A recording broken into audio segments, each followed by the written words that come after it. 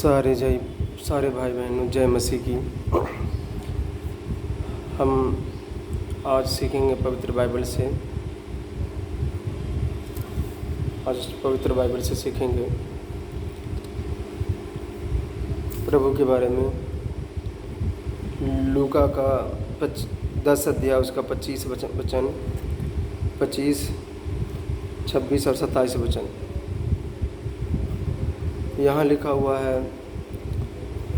देखिए, हमारा विश्वास इस बाइबल पर है क्योंकि ये परमेश्वर का बुक है, स्वर्ग का एक रास्ता है, स्वर्ग तक पहुँचने का परमेश्वर का बुक है। परमेश्वर ने अपनी तरफ से अपनी पवित्र आत्मा द्वारा लिखवाया गया है और इसमें लिखी हुई हर एक बातें जो परमेश्वर ने इसमें लिखी हुई है सृष्टि के बारे में, एक एक चीज़ पूरा होता है।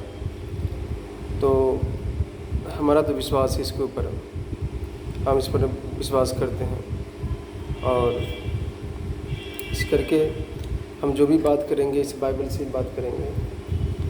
तो हम आज पढ़ते हैं लूका का 10 अध्याय उसका 25 वचन क्या कहता है। 25, 26 और 27 वचन इसमें लिखा हुआ, तब एक व्यवस्थापक उठा और यह कहकर उसकी परीक्षा करने लगा, हे गुरु, अनंत जीवन का वारिस होने के लिए मैं क्या करूं?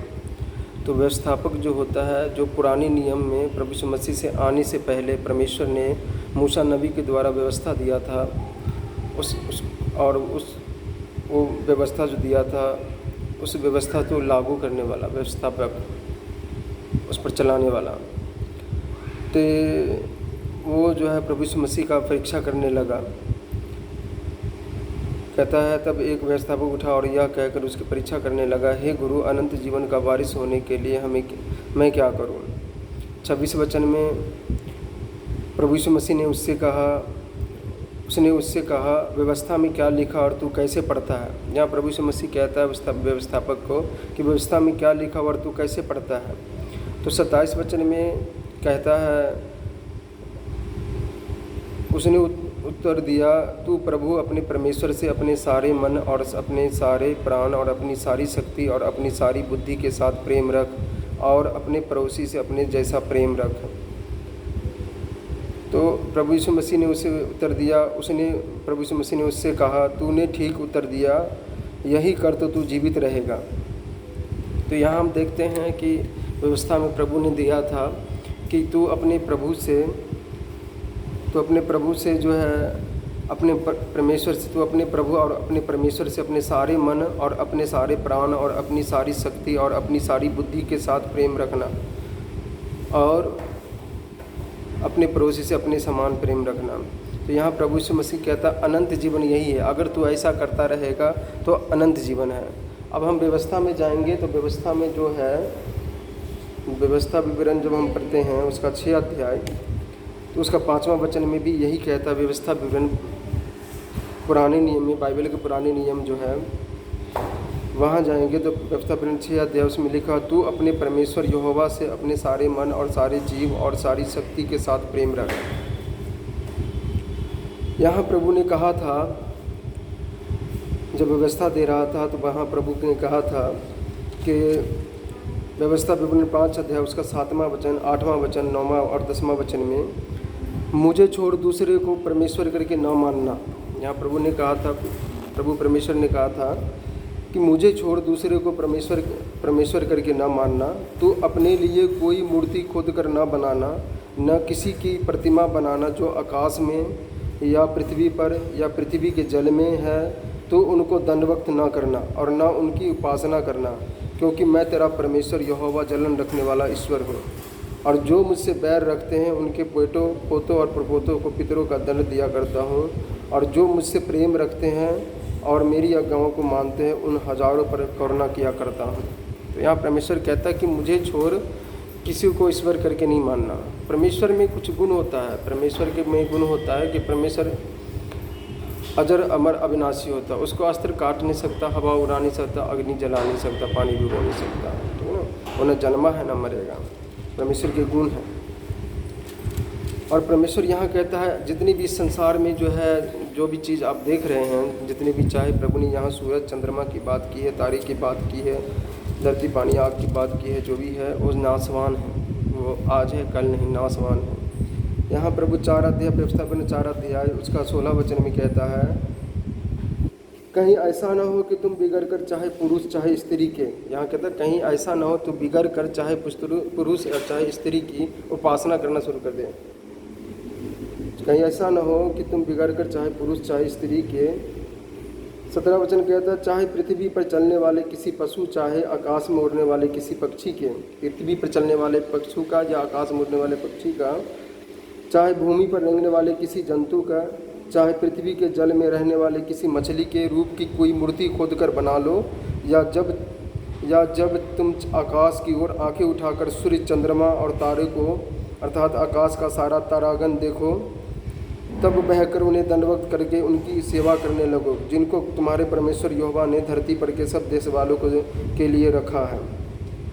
तो यहाँ प्रभु कहता है कि चाहे धरती पर कोई भी है, पेड़ पौधा, सूरज चंद्रमा तारे, चाहे समंदर के नीचे मछली जो भी हो, चाहे कोई भी ऐसा कोई भी सृष्टि की हुई वस्तु, निर्माण किया हुआ रचा हुआ वस्तु, किसी का उपासना नहीं करना। अगर आप ऐसा करोगे, क्योंकि ये सब चीज़ जितनी भी सूरज चंद्रमा तारे हैं, पेड़ पौधा, जितने भी पशु पक्षी, जितने भी, ये सब मनुष्य वास्ते बना है, मनुष्य को दिया परमेश्वर ने अधिकार रखने के लिए, है ना। तो यहाँ परमेश्वर इस चीज़ को पूजने के लिए, इसकी आराधना करने के लिए मना कर रहा है, क्योंकि ये सृष्टि है, ये नासवान है, ये कट जाएगा, मर जाएगा, जल जाएगा, सूख जाएगा, ये नासवान है। और नासवान वस्तु का प्रभु मना करता है कि नासवान जो वस्तु है उसकी आराधना नहीं करना, उसकी उपासना नहीं करना,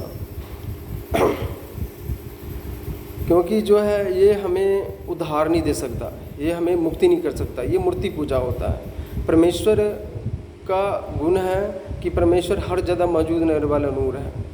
परमेश्वर हर जगह, सारी सृष्टि को, जब हम यहाँ कुलुस्सियों का पुस्तक पढ़ते हैं, नए नियम में जब कुलुस्सियों का पुस्तक हम पढ़ते हैं, तो यहाँ 1 अध्याय उसका 15 वचन में कहता है, पुत्र तो अदृश्य परमेश्वर का प्रतिरूप और सारी सृष्टि में पहला उठा है।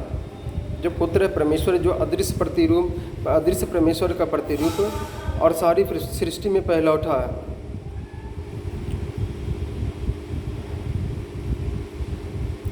इसका मतलब है पुत्र तो अदृश्य परमेश्वर का प्रतिरूप। यह अर्थ है कि वह मानव जाति के लिए परमेश्वर की पूर्णता का प्रतिनिधित्व करता है। वह मानव जाति के लिए परमेश्वर की पूर्णता का प्रतिनिधित्व करता है। और 16 वचन कहता है, 15 वचन कहता है, पुत्र तो अदृश्य परमेश्वर का प्रतिरूप और सारी सृष्टि में पहला उठा है। और 16 वचन, क्योंकि उसी में सारी वस्तुओं की सृष्टि हुई है, स्वर्ग की हो या अथवा पृथ्वी की, देखी या अनदेखी, क्या सिंहासन, क्या प्रभुताएं, क्या प्रधानताएं, क्या अधिकार, सारी वस्तुएं उसी के द्वारा और उसी के लिए सृजी गई है। तो ये सारी सृष्टि की रचना, चाहे देखी हम इस आँखों से देखते हैं, जो भी चीज़, सूरज चंद्रमा तारे, सूरज पानी जल थल जो भी है, सब कुछ उसी के अंदर रचा गया है। और देखी वस्तु, जो देखी हुई वस्तु नासवान है, और अनदेखी वस्तु, इस दुनिया के अंदर एक दुनिया और है जो अनदेखी है, जो इस आँख से नहीं देख सकते, जिसके अंदर पवित्र लोग रहते हैं, परमेश्वर का सिंहासन है, इसके अंदर जो है, इसी के अंदर जो है स्वर्गदूत रहता है, जो बाइबल कहता है कि हर मनुष्य को दिया गया है उसकी रक्षा के लिए। तो उसको हम देख नहीं सकते इन आँखों से। देखी हुई वस्तु नासवान है, और अनदेखी वस्तु जो नासवान नहीं है, वो जल नहीं सकता, वो कट नहीं सकता, वो उसको हवा उड़ा नहीं सकता, पानी भिगो नहीं सकता। तो जो देखी हुई वस्तु जितनी भी है नासवान, और देखी हुई वस्तु जितनी भी, सूरज चंद्रमा तारे पेड़ पौधा जो भी है, पत्थर है जो भी है, या स्त्री या पुरुष जो भी है, उसकी इबादत करना परमेश्वर यहाँ पर मना करता है। इसको परमेश्वर ने पाप कहता है कि मैं जलन रखने वाला परमेश्वर हूँ, कि अगर ऐसा करोगे तो इसका दंड तुझे भोगना पड़ेगा, है ना।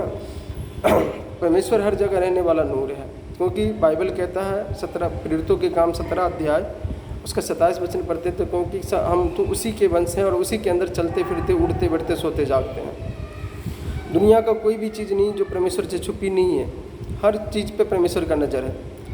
और वो जब हम देखते हैं यहाँ भजन संहिता 146 और उसके बाद जो है 146 का 3 और 4 वचन, तो यहाँ लिखा हुआ है, तुम प्रधानों पर भरोसा न रखना, न किसी आदमी पर, क्योंकि उसमें उद्धार करने की भी शक्ति नहीं है।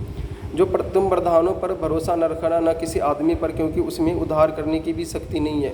तो कोई किसी भी कितना मर्जी पावरफुल आदमी होवे, या कितना मर्जी कोई बड़े से बड़े अफसर होवे, बड़े से बड़े मिनिस्टर होवे, कोई भी है, हम उसके ऊपर उद्धार, हम कोई भी बड़े से बड़े संत होवे या बड़े से बड़े जो भी होवे मनुष्य, वो हमें उद्धार नहीं दे सकता, क्योंकि वो सृष्टि है, वो सृष्टि है, वो एक दिन ख़त्म होने वाली चीज़ है। और बाइबल कहता है इब्रानियों का पुस्तक उसका 9 अध्याय उसका 27 वचन में कि मनुष्य का एक बार मरना और उसके बाद न्याय होना नियुक्त है।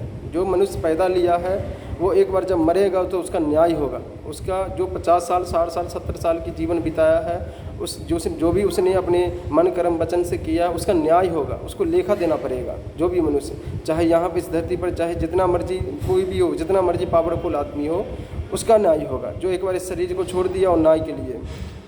सपोपदेशक में कहता है, सपोपदेशक 12 अध्याय उसका जब हम पढ़ते हैं, सपोपदेशक 12 अध्याय, तो वहाँ लिखा हुआ है 12 अध्याय उसका 7 वचन में, जब मनुष्य मरता है तब मिट्टी ज्यों की त्यों मिट्टी में मिल जाएगी और आत्मा परमेश्वर के पास जिसने उसे दिया है लौट जाएगी। तो मिट्टी जो परमेश्वर ने, हम उत्पत्ति में बाइबल का पहला पुस्तक जब उत्पत्ति हम पढ़ते हैं तो उसमें 2 अध्याय में परमेश्वर ने मनुष्य को मिट्टी के से बनाया और मिट्टी से बनाने के बाद उसमें जीवन का श्वास होगा। तो यहाँ कहता है कि जब मनुष्य का प्राण निकलता है, आत्मा निकलता है, तो वो मिट्टी, शरीर मिट्टी में मिल जाता है और जो आत्मा चला जाता है न्याय के लिए परमेश्वर के पास। क्योंकि वहाँ इब्रानियों में भी 9:27 में यही लिखा हुआ है कि जो है हर एक मनुष्य, जो मनुष्य एक बार मरेगा उसका न्याय होगा। उसने जो अपने जीवन में मन कर्म वचन से किया उसका न्याय होगा, उसको लेखा देना पड़ेगा। और इसी का जब हम सपोपदेशक का 12 अध्याय उसका 14 वचन कहता है, क्योंकि परमेश्वर सब कामों और सब गुप्त बातों का, चाहे वो भली हो या बुरी, न्याय करेगा। तो परमेश्वर सब कामों का और सब गुप्त बातों का, चाहे वो भली हो चाहे बुरी हो, सबका न्याय करेगा, क्योंकि परमेश्वर की दृष्टि हर एक मनुष्य पर है, हर मनुष्य पर है। तो क्योंकि परमेश्वर ने मनुष्य को अपने स्वरूप में, अपने समानता में बनाया है, इसलिए उसका न्याय होगा। और यहाँ कहते हैं इसीलिए तुम मनुष्य पर भरोसा नहीं करना। कोई भी मनुष्य जो अपने आप को बहुत बड़ा ज्ञानी समझता हो या जितने बड़े अपने आप को ऊंचा समझता हो, पर वो मनुष्य को उद्धार नहीं दे सकता, क्योंकि उसका जो न्याय के, वो उसका न्याय होना है। यहाँ कहता है भजन संहिता 146 और 3 और 4 वचन में, 3 वचन, तुम प्रधानों पर भरोसा न रखना, न किसी आदमी पर, क्योंकि उसमें उद्धार करने की भी शक्ति नहीं, वो उद्धार नहीं कर सकता किसी का। और उसका 4 वचन, उसका भी प्राण निकलेगा, वह भी मिट्टी में मिल जाएगा, उसी दिन उसकी सब कल्पनाएं नष्ट हो जाएगी। तो मनुष्य जिस दिन प्राण उसका निकलता है, आत्मा निकलता है, उसी दिन उसकी शरीर मिट्टी में चला जाता है और उसका कल्पनाएं जो होता है, उसकी जो सोच होता है, विचार होता है, सब उसकी नष्ट हो जाएगा और वो आत्मा सीधा चला जाता है। दूसरा तीसरा कोई जन्म नहीं है। बाइबल कहता है कि मनुष्य का एक बार मरना और उसके बाद न्याय का होना नियुक्त है, वो सीधा चला जाएगा न्याय के लिए। जिसने अपने सृष्टिकर्ता को जान के, अपने सृजनहार को जान के, जिसने जो है सारी सृष्टि की रचना किया और उसके पापों के लिए मनुष्य बना, मनुष्य बन के उसने उसके पापों के लिए लहू बहाया और उसके पापों के लिए जान दिया। अगर उसने जो है उस सृष्टिकर्ता पर विश्वास करके, उस प्रभु यीशु पर विश्वास करके, अगर जो है उसने आराधना की है, पवित्रताई और धार्मिकता में जीवन व्यतीत किया है, तो वो तो चला जाएगा स्वर्ग में, अपने स्वर्गीय पिता के पास। तो जे अगर पाप में जीवन बिताया है, जिसके पापों की क्षमा नहीं हुआ, तो वो सदा के लिए अधोलोक में चला जाएगा, जिसका नाम ये होगा, जिसको हम पढ़ते हैं प्रकाशित वाक्य। इस बाइबल का लास्ट किताब है प्रकाशित वाक्य का पोथी, 20 अध्याय उसका जो है उसका 11 वचन से लेकर 15 तक। यहाँ हम